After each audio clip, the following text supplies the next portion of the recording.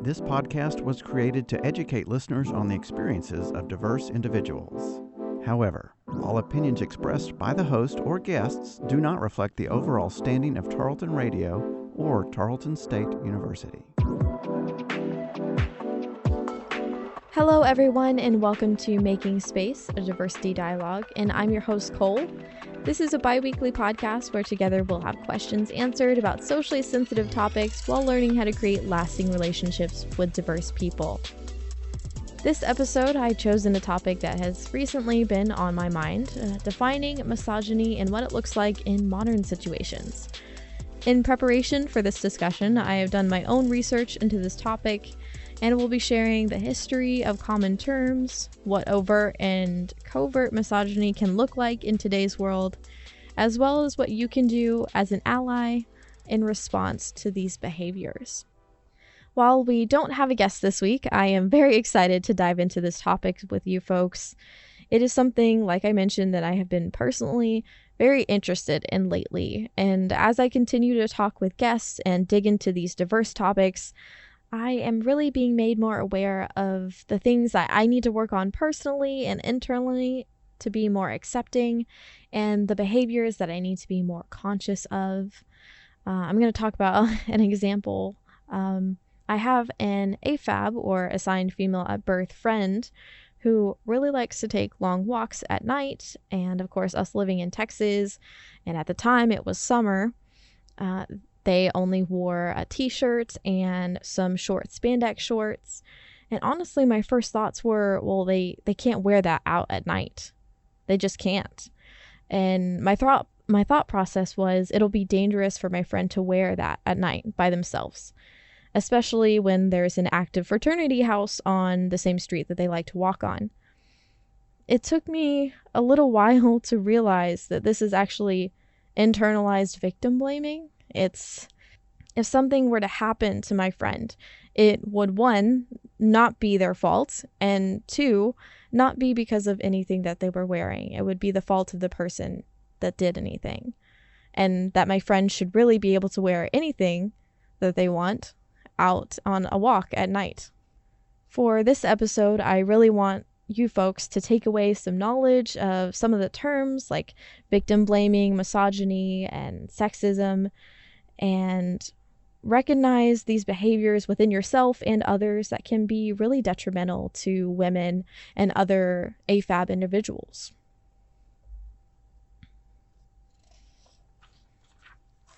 We're going to first start with defining the term misogyny and discussing the history around the term. And of course, I'll include all of my resources in the description of this episode if y'all want to check it out for yourselves or learn something that I didn't talk about, because of course I can't just read all of these articles to you as much as I'd like to. But if you want to read it for yourself, check the description. I'll have plenty of resources for you guys. So first, the word misogyny actually originates from a nickname given to a negative nickname given to a man named Joseph Sweetnam in the 1600s, which is actually something I didn't know is very interesting. Joseph Sweetnam published a pamphlet called, in short, The Arrangement of Lewd, Idle, Forward, and Inconsistent Women.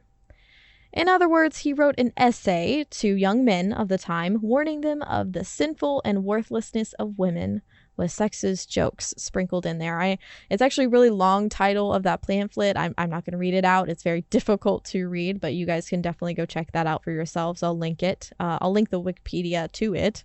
So following this publication, of course, there was a lot of female writers publishing responses to it, because I mean, who wouldn't want to publish a response to someone saying that you're worthless or you have a sinful nature, right? One anonymously written feminist play actually had a character that was kind of a stand-in for Joseph, named Misogynos, which kind of is where that misogyny term comes from, is that character who was considered a woman hater. Now, the term was actually very much not used until around the 1970s, 80s, and 90s, of course, when the feminist movements kind of came about. We're not really sure why. It could be that we just didn't hear much from feminist writers at the time using that term, or it could be that just because women weren't seen as an authority that we didn't hear about that. But jumping to the 1980s and 90s, the feminist author Andrea Dworkin describes misogyny at the time, like the term's meaning, as a radical idea of a bias in society against women. That everyday situations were inherently against women, or at least the treatment in everyday situations were unequal, favoring men over women. Modern day definition is a little different because of the different policies that have been changed, the different work that feminists and advocates have been doing to promote societal change. But according to a Merriam-Webster, the dictionary, the term means hatred of, aversion to, or prejudice against women. This definition is very similar to what we think of as sexism. Sexism and misogyny have kind of been used as synonyms nowadays. However, sexism does have kind of a different meaning, like a generalized meaning and an action-related definition. So sexism is prejudice or discrimination based on sex, as well as behavior, conditions, or attitudes that foster stereotypes of social roles based on sex. Both of these definitions bring to mind the idea of overt misogyny. That's what we kind of think of when we hear sexism and misogyny, things that are very obviously biased against women.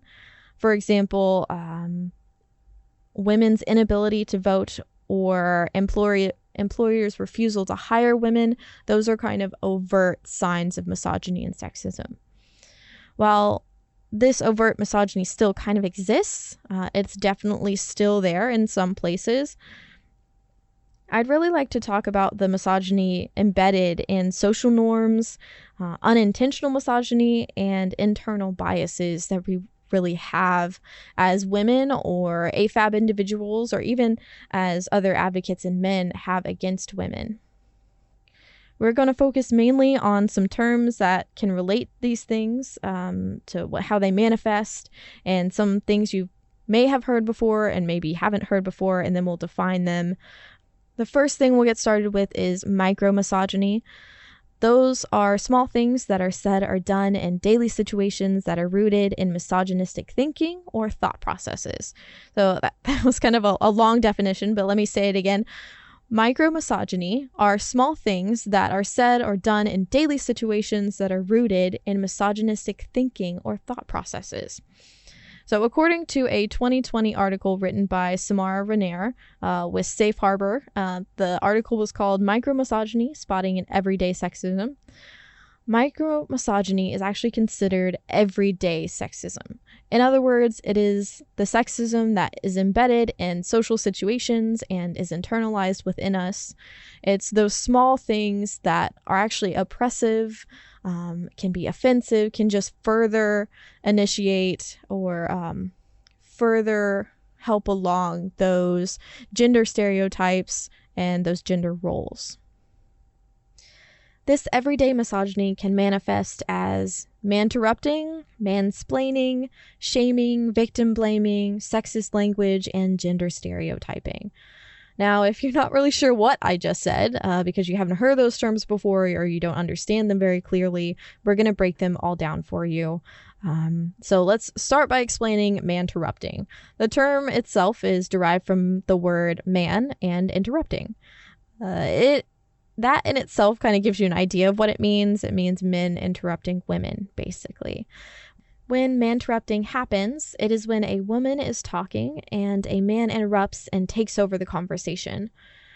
Unfortunately, this happens often in the workplace when female employees are kind of sharing ideas and trying to put themselves out there during work conversations.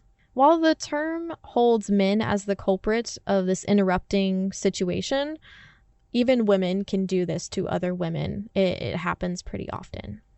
Moving on from that, we have mansplaining. This is a more common and familiar term that I have heard, at least. It is derived from man and explaining. This occurs when a man begins to explain a task to a woman in a condescending or patronizing way.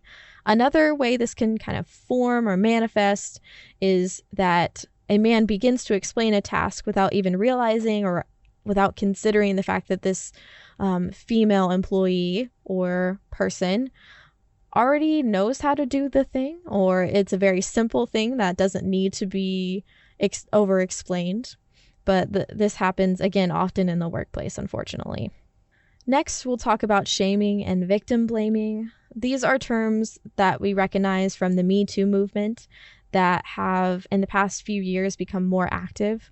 Let's talk first about the shaming aspect. This often has to do with wardrobe or can be applied to how a woman acts. It relates to a feeling of no matter what a woman does or how she dresses, it's always going to be not enough. It's always going to be shamed one way or the other. For example, if a woman is assertive, she's bossy, cold, or hysterical, but if she's quiet, she's too shy and gets passed over. Or if you're going to talk wardrobe, if she shows too much skin or she shows any skin at all, she's over-sexualized. Or if she's covered up, she's called a prude and just not seen as a woman, or at least a woman you look up to. The wardrobe aspects lead to the discussion on victim blaming. This term stems from the Me Too movement again and the sexual assault of women. This kind of behavior or thought process is to blame the victim for what has happened to them, thinking that, well, they were asking for trouble wearing such a thing or doing such a thing is actually very oppressive and negative. When truthfully, a person can wear or do whatever they want. It is the perpetrator who's to blame. And no matter what they're wearing or what they were doing, it could still happen. Something I've seen often brought up in discussions and even on Facebook posts that pass by is a 2018 Belgian exhibit telling the stories of sexual assault victims next to where their clothes were. So basically, it would be the clothes that they were wearing or a likeness of the clothes that they were wearing when they were sexually assaulted, with a little description of what they were wearing for sure and the situation. I'm going to link the story in the description for you folks if you're interested to see all of the different exhibits and everything. But basically, it just combats the myth that clothing attracts this negative behavior. Moving on from that, we'll talk about sexist language. It is often the reflection of overt misogyny. It's something you can usually pick up on. However, there are some phrases that are now so common that we don't really notice them. They slide by our radar. They're such a part of the social norms of everyday conversation. We just miss them and we don't question them. We don't even think that they might be bad. We don't think that they might be oppressive. One example that Samara from that article I mentioned before brought up was the phrase, like a girl. It's generally only used by men and boys to distinguish something. For example, Jack hits like a girl, or Connor runs like a girl. But these terms and this phrase, being raised with this language, creates a stigma that girls are inferior. Like, being like a girl is a bad thing. It's actually used as an insult, which is not only harmful for women, but also boys who wish to kind of explore femininity. That leads into the next and final descriptor of micromisogyny, the gender stereotyping. So gender stereotyping is probably something you listeners have heard before. So keeping women in the kitchen and men in the workforce, or men are only good at science and women are only good at nursing or arts, like taking care of people or cooking. And more people are understanding that as young adults and adults, these stereotypes exist, and really trying to break away from those stereotypes. More and more people are moving into the field of thought that women can be in the STEM field, which is the science, technology, engineering, and mathematics field, and men can be more comfortable in the arts and the culinary arts, the theater arts, sculpture, painting, anything like that, music arts. And then even non-binary and fluid individuals can have aspects of both and not be stereotyped into one gender or another.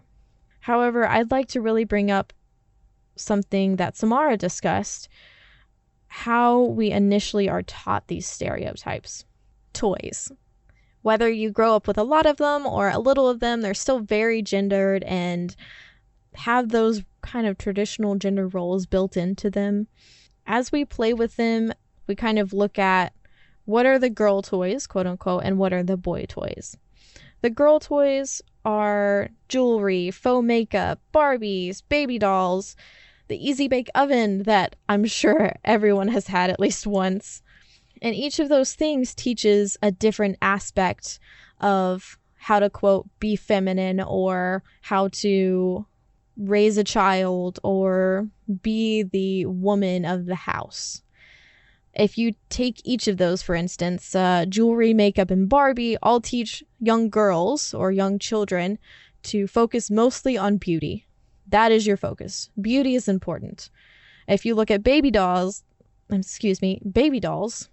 you see that girls are being taught you need to raise children. You need to be taught child rearing. That is what you should want. Then Easy Bake Ovens teach cooking. They teach you should be in the kitchen. You should be doing this. On the flip side, boys are discouraged from playing with the quote unquote girl toys. This teaches young boys that masculinity is good. It is strong. And femininity is bad or weak, thus limiting how much young boys and girls are willing to play with their gender expression, and reinforces the notion that women are inferior. Even girls who want to play with masculine toys, it's okay. But when boys want to play with feminine toys, then we have, again, making femininity and girls inferior. Each of those definitions, the micromisogyny, man-interrupting, mansplaining, victim blaming, sexist language, all of those are kind of external and social aspects of what misogyny looks like. I also want to touch on the internalization of misogyny that we think about on the inside, that we kind of have embedded in our self-identity. This internalized misogyny manifests as comments, thoughts, or self-identifiers that you hold on to internally that not only oppress yourself as a woman or an AFAB person, but also furthers gender stereotypes or the inferiority that women feel. An article called 4 Common Phrases That Demonstrate Internalized Misogyny, published by the site Everyday Feminist, reflects on different statements that women say to others or themselves that are actually rooted in sexism. Some examples they gave were phrases like, "I'm not like other girls," or "real women blank," like real women have curves. The first phrase implies that women and girls are somehow inferior because they act a certain way. Like, while I'm a woman, I'm different than other girls because other girls are bad. Of course, women don't all act the same way. Each woman or AFAB person is different and has different strengths and weaknesses. So this term really, it kind of just furthers that women are inferior and being like a woman is inferior. The second phrase, "real women blank," or for example, "real women have curves," implies that women who don't have curves are not women, or women who don't wear a certain thing are not women. That is actually really oppressing to gender expression, and any woman who doesn't fit the quote-unquote real standard are then feeling as if they aren't real women, when any real woman is an individual who identifies as a woman.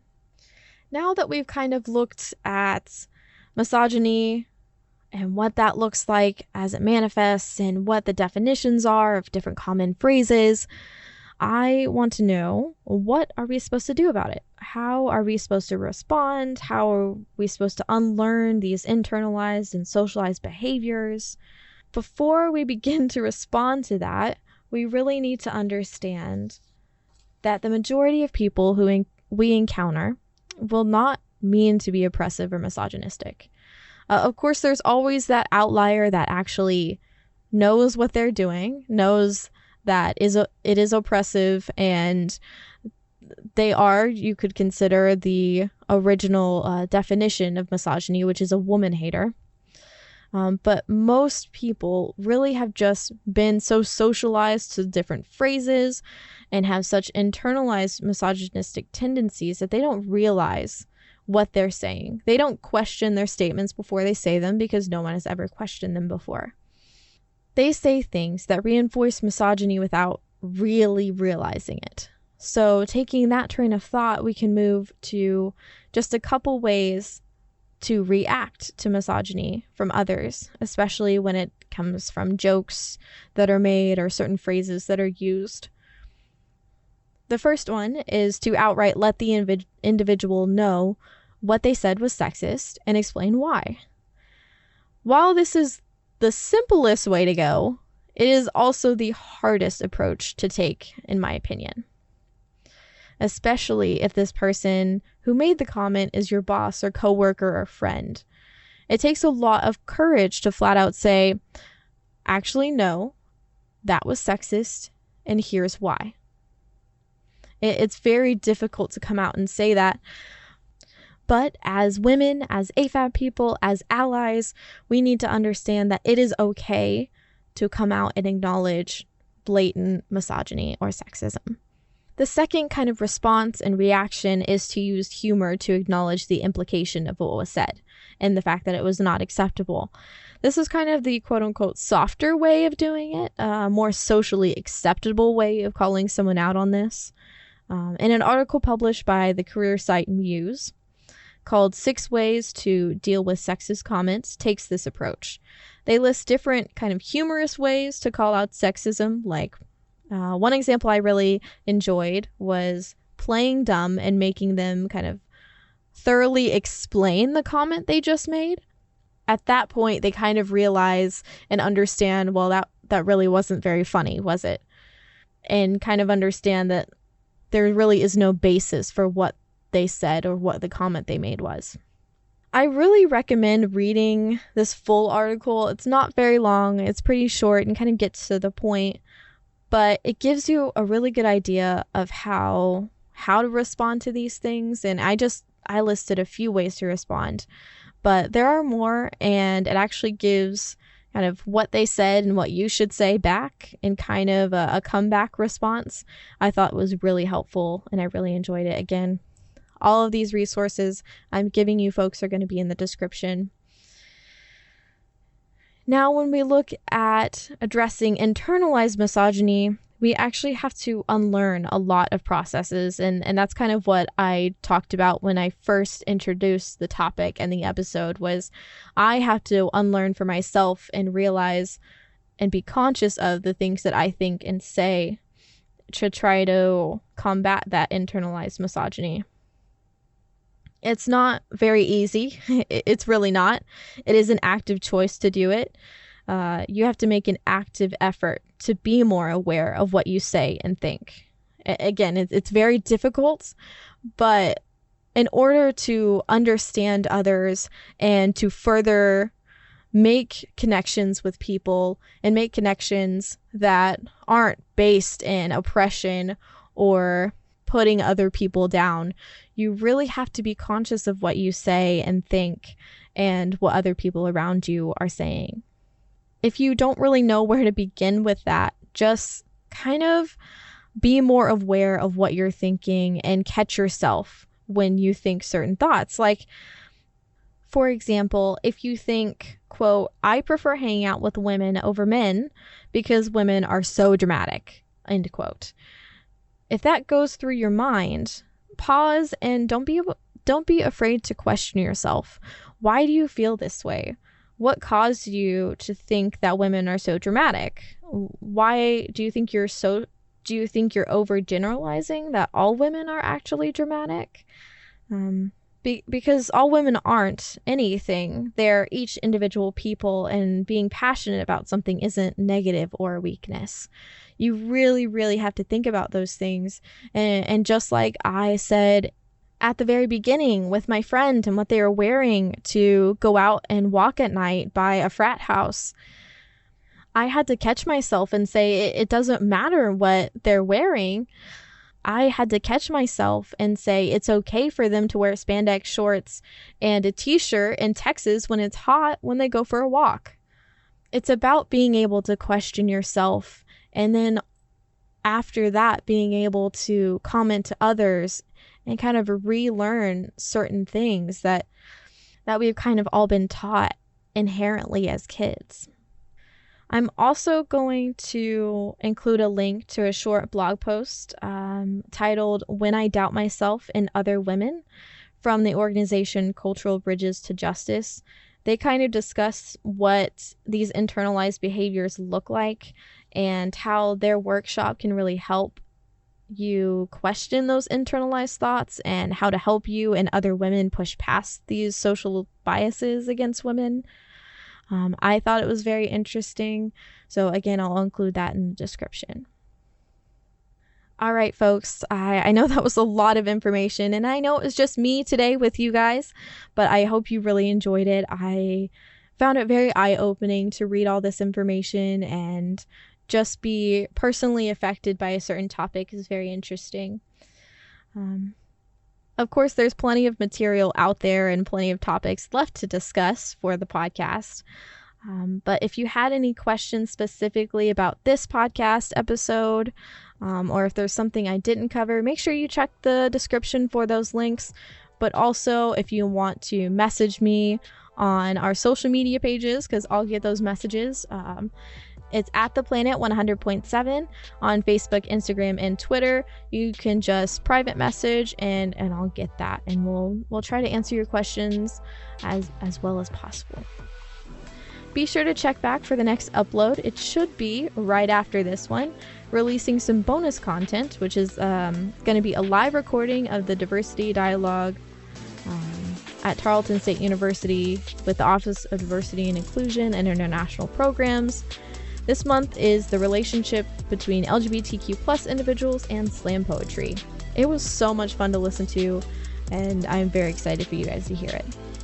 For more updates on the show, again, you can find us on social media at The Planet 100.7, the radio station we're based out of, on Facebook, Instagram, and Twitter. And until next time, folks, be safe out there and take care.